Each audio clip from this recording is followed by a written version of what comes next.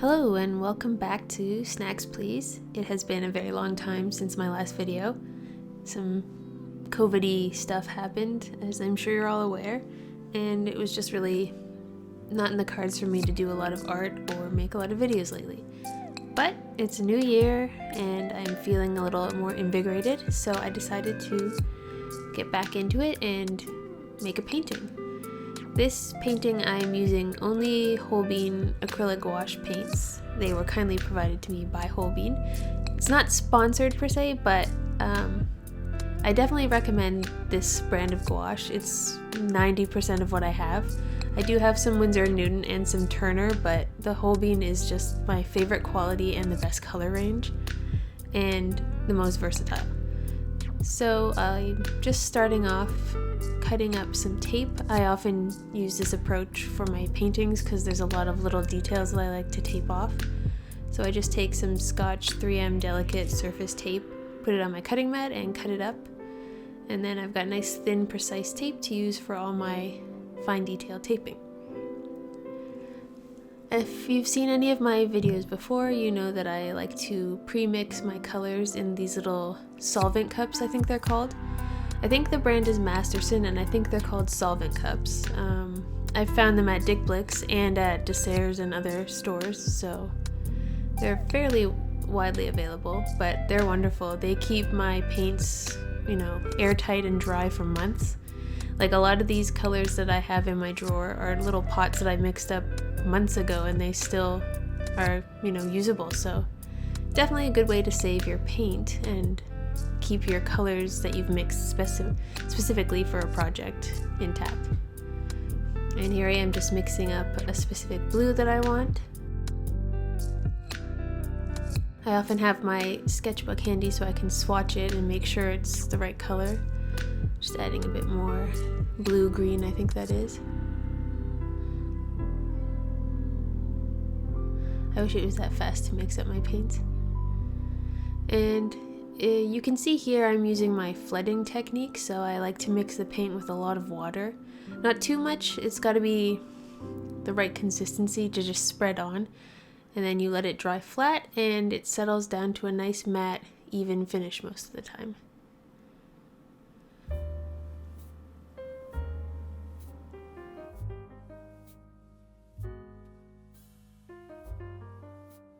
I call it flooding because it's kind of like when you ice a cookie using royal icing. That technique is also called flooding. You pool a bunch of liquid icing, in that case, on the cookie and get it nice and smooth, and then when it dries to a nice even level finish. And that's really what I'm trying to do with the paint here. This little section is one of those judgy flowers from Alice in Wonderland. I just tweaked the colors a bit and did a close crop. Sometimes I like the pieces I use to be identifiable, other times I like it to be kind of a mystery where they came from. Just depends on, I guess, gut instinct when I make the collage, I guess.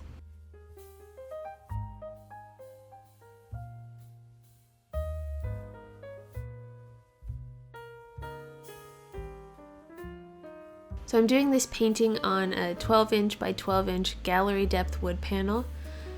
I have primed it by sanding it and then putting on Liquitex clear gesso, letting that dry, and then sanding it again.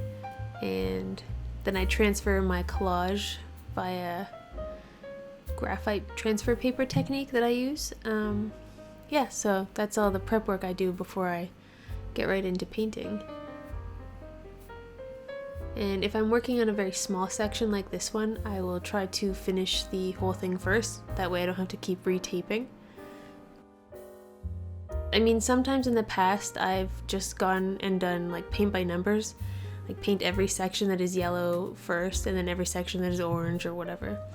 But when I have a lot of segments like this, it's easier to just paint each little segment in its entirety in one go.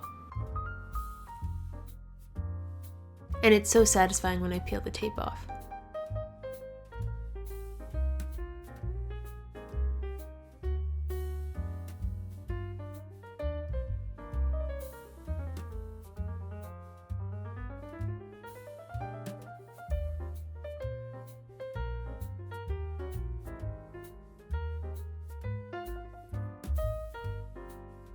When I started the painting, I knew that I wanted to work on that leafy green foliage section first, because I knew that was going to be the most complex piece to paint.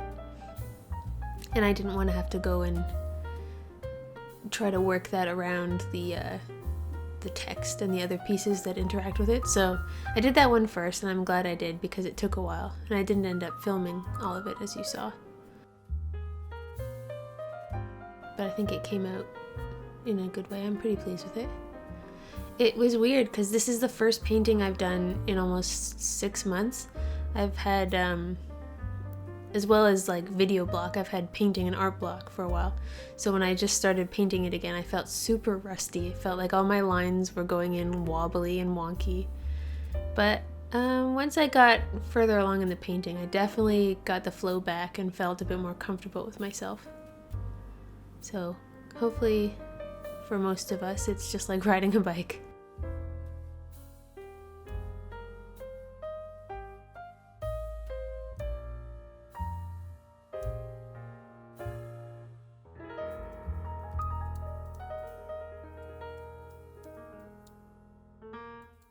White is one of the trickier colors to do the flooding with. I've found anyways. Some consistencies of the paint can dry a bit lumpy, so you have to be very careful how you mix it. You don't want it too dry or else you will get lots of creases and stuff.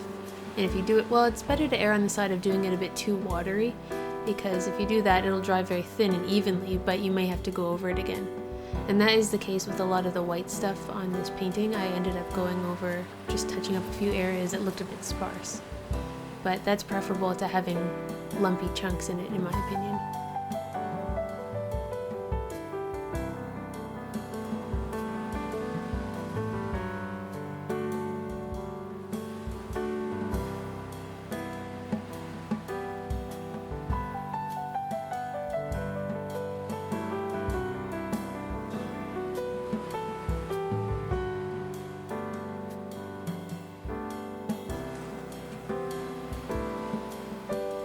When I started filming this, I noticed on my camera I had footage from, I found footage from months ago before I got my haircut in the summer, so it must have been late winter, early spring, but I was putting pins on one of my pin boards and I was filming that, and I just didn't ever edit the footage or anything, so there might be a sort of slapped together video of me doing that pinboard assembly coming up in the future from the past. And then I also I've accumulated a couple pins this year, not as many as previous years. I've just been, not as keen on them, I guess, but I could do another pin haul video and maybe see about putting more of those on my pin boards, show you what I got. And then other than that, I do just have plans to do more painting in general this year.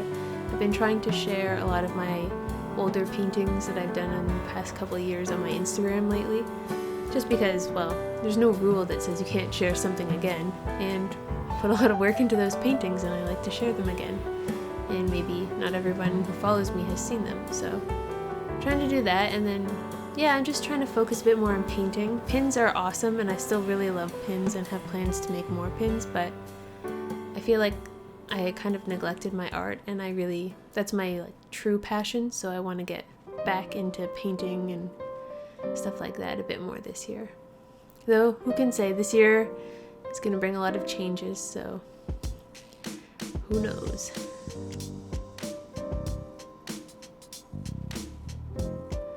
Yeah, for this section with the white, I definitely ended up having to go in and touch up some of the spots because they looked a bit patchy.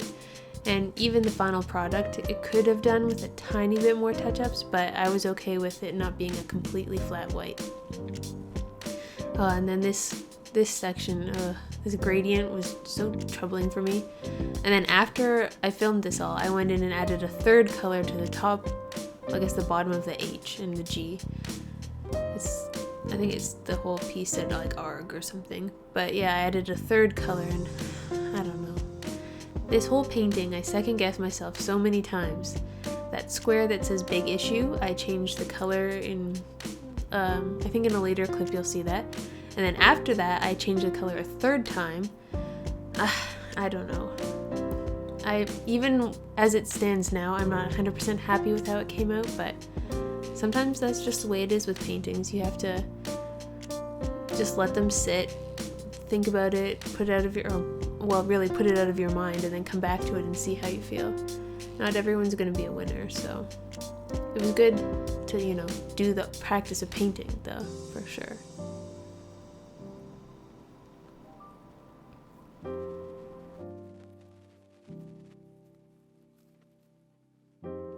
Yeah, see, here I am changing it. I did regret this dark green color. I painted over it. I'll show you at the very end of the video. And this orangey color, I actually painted over it yellowy, but the camera doesn't pick it up that well, so. And then here again, I'm second guessing and adding in a chevron, which I think came out well. I like the way it looks. I'm always a fan of a black and white graphic to add it in, a little pattern. Yeah, I thought this area was too empty, too quiet, so I wanted to add in a bit more visual interest. And you can see on that first bit, the black chevron there, I tried to freehand it, went a bit wobbly, so I went with the tape method. And then I just tidied it up afterwards.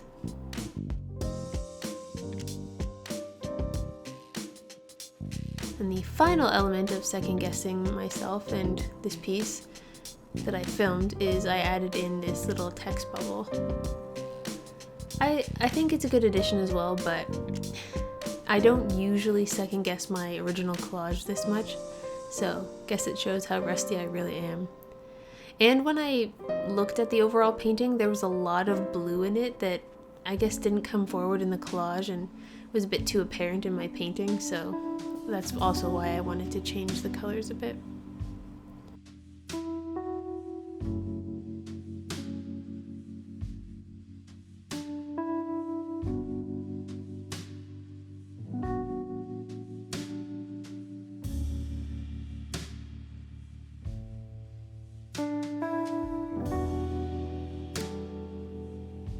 And then at the end here, I did go in and varnish this with Liquitex matte varnish.